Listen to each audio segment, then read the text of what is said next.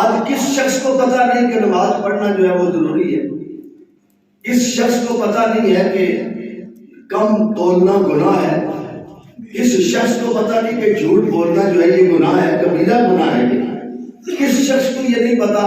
کہ داڑھی موٹانا جرم ہے؟ زندگیاں گزر گئی اور عمر بڑھاپے کو پہنچ گئی، لیکن ہمارے اندر تبدیلی کوئی نہ آئی، ہماری زندگی میں کوئی انقلاب برپا نہ ہوا، ہماری زندگیاں اسی طرح گزر رہی ہیں۔ اور پھر ہمارا احتجاج علماء کے ساتھ ہوتا ہے، یہ ہمیں علماء نہیں بتاتے۔ میں کہتا ہوں آپ 60 سال عمر ہو گئی، علماء کو سنتے رہے، مختلف محافل میں سنتے رہے، جمعے کے خطبات میں سنتے رہے، اور ہمارے علماء نے کثرت سے بتایا اکثریت کے ساتھ کہ داڑھی رکھنا نبی کی سنت ہے، داڑھی رکھنا نبی کی سنت ہے، اور داڑھی منڈانا یہودیوں کی عادت ہے۔ آپ کو میں بتا رہا ہوں، یہ قرآن و حدیث کی بات کر رہا ہوں، میں تنقید نہیں کرتا ہوں، تنقید برائے تنقید تو یہ اس کی دین میں اجازت ہی نہیں ہے، تنقید برائے اصلاح اس کی اجازت شریعت میں موجود ہے۔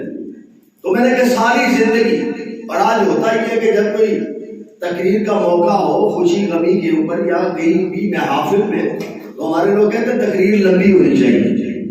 جس نے آدھا گھنٹہ تقریر کی اسے تو آتے کچھ نہیں، جو 1.5-2 گھنٹے تقریر کرے اس نے، وہ مولوی صاحب بہت اچھے تھی، بہت بڑا بڑا عالم سی۔ وہ میں نے کہا بھائی ساری زندگی ہوگی تقریریں سنتے، تو نے آج داڑھی تو رکھی نہیں، آج تک داڑھی تو پوری نہیں تو نے کی، اور باقی تو بات کرتا ہے بھائی تیری مرضی ہے، اللہ سے عمل کی توفیق مانگ، اللہ سے عمل کی توفیق۔ میرے نبی پاک صلی اللہ علیہ وآلہ وسلم نے داڑھی کو پسند فرمایا، حضور نے داڑھی کو پسند فرمایا، اور داڑھی کی جو مقدار میرے رسول پاک صلی اللہ علیہ وسلم نے بیان کیا ہمیں اتنی داڑھی رکھنی چاہیے۔ اور حضور سرور کائنات صلی اللہ علیہ وسلم کے غلاموں بندے سوال کرتے داڑھی کتنی ہونی چاہیے، اتنی لمبی ہونی چاہیے، چھوٹی ہونی چاہیے؟ میں نے کہا سنو، چھوٹی داڑھی کے بارے میرے نبی کریم صلی اللہ علیہ وسلم نے فرمایا ہے کہ جو داڑھی منڈواتا ہے یا کترواتا ہے وہ دونوں گناہ گار ہیں، اور وہ برابر ہے، کتروانا بھی اور منڈوانا دونوں برابر ہیں۔ داڑھی رکھو، میرے حضور نے فرمایا یہ سارے نبیوں کی سنت ہے، اور پھر یہ سارے صحابہ کی سنت ہے یہ داڑھی رکھنا۔ اور میں اکثر کہا کرتا ہوں، میں کہتا ہوں کسی اسکول میں جاؤ اور اس اسکول کی وردی نہ پہنو تو گیٹ کیپر جو ہے وہ داخل نہیں ہونے دیتا، وہ کہتے ہیں وردی کے بغیر اسکول میں داخل ہو سکتے؟ گورنمنٹ اسکول کی اپنی وردی ہے،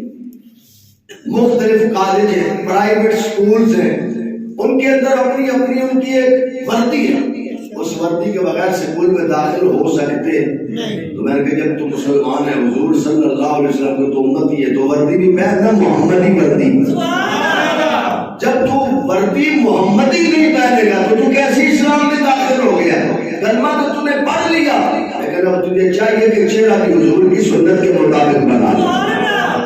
اب چہرہ بھی تو حضور کی سنت کے مطابق بنا، تاکہ کسی کو بتانا نہ پڑے میں مسلمان ہوں، تجھے دیکھ کے لوگ پہچان جائے یہ عام بندہ نہیں، یہ محمد عربی کا غلام ہے۔ اب داڑھی کا مسئلہ آگے، داڑھی کتنی ہونی چاہیے؟ تو میں حضور کی حدیث آپ کے سامنے رکھتا ہوں، آپ سمجھ جائیں گے۔ حضور علیہ السلام نے فرمایا خیر الامور اوسطها، او کما قال، یاد رکھو ہر کام میں میانہ روی اختیار کرو، نہ آگے بڑھو نہ پیچھے ہٹو، نہ آگے بڑھو نہ پیچھے ہٹو۔ اب داڑھی آپ نے دیکھی، کوئی ایسی داڑھی رکھ رہا ہے، کوئی ایسے رکھ رہا ہے، میں نے کہا سنو حضور نے جو فرما دیا، حضور نے جو فرمایا وہ سچ فرمایا، ہر کام میں میانہ روی، اور جو سنت داڑھی کی مقدار حضور علیہ السلام نے جو سنت رکھی ہے آپ نے اس کے مطابق داڑھی رکھی، اس کے مطابق سنت سے آگے بھی نہ بڑھو اور سنت سے پیچھے بھی نہ ہٹو، سنت کے مطابق کام کرو، تو پھر بات تو سمجھ آتی ہے نا، پھر تو بات پتہ چلتا ہے، پھر پتہ چلے گا کہ تم محمد عربی صلی اللہ علیہ وسلم کے غلام ہو۔ اور میرے رسول پاک صلی اللہ علیہ وآلہ وسلم نے فرمایا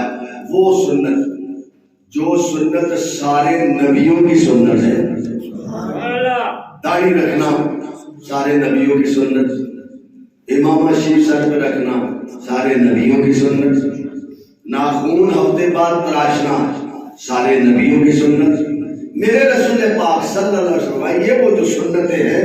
اس سنت پہ جو بھی عمل کرتا ہے اس کو اللہ 1,24,000 انبیاء کے برابر ثواب عطا فرمائے۔ اب آپ بتائیں، خود فیصلہ کریں کہ داڑھی مبارک کتنی اعلیٰ سنت ہے۔ حضور سرور کائنات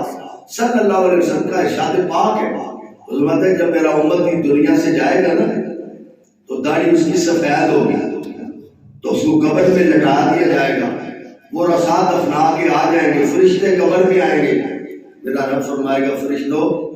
میرے بندے کی سفید داڑھی کی حیا ہے۔ اور میں نے کہا ذرا غور تو کر، تو بات اپنی کرتا ہے، میرے نبی پاک صلی اللہ علیہ وسلم کی سنت میں تو اتنی برکت ہے کہ قبر کے اندر میرا رب فرشتوں کو بھی فرماتا ہے میرے بندے کی داڑھی سفید ہے، اس کی سفید داڑھی کا حیا کرنا، اور اللہ خود سفید بالوں کی حیا کرتا ہے۔ میں یہاں جملہ آپ کو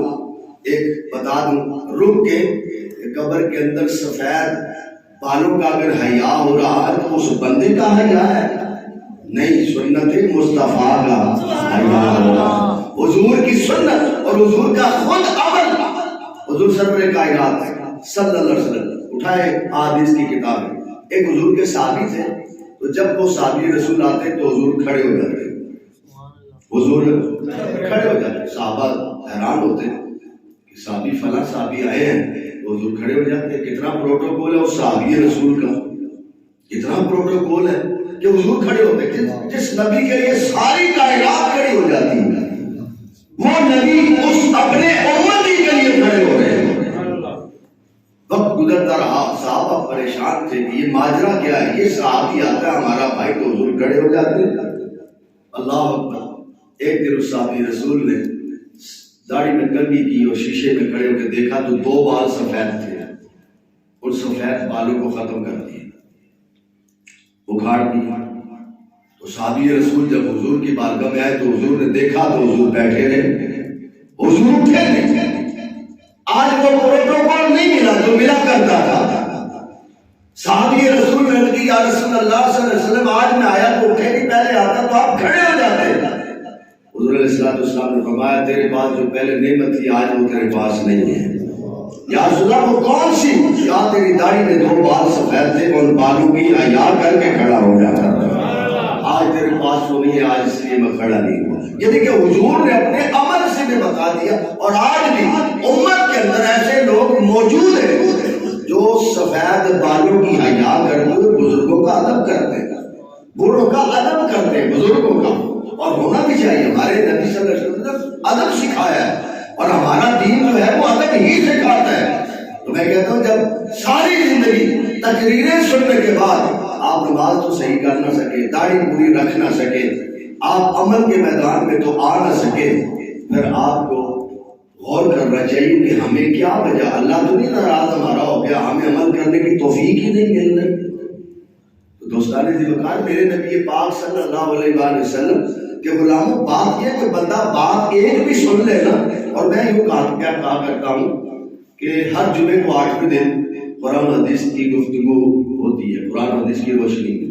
موضوعات مختلف ہوتے ہیں، تو میں کہتا ہوں چلو ہر جمعے کو ایک ہی بات سمجھ لیں، ایک بات، آدھے گھنٹے کی تقریر 35 منٹ کی تقریر کو نہ یاد رکھیں، ایک بات ہر جمعے کے خطبے میں یاد رکھیں اور اس میں عمل پیرا ہو جائیں، تو بتائیں اپنی زندگی میں آپ کتنی تبدیلیاں پیدا کر سکتے ہیں،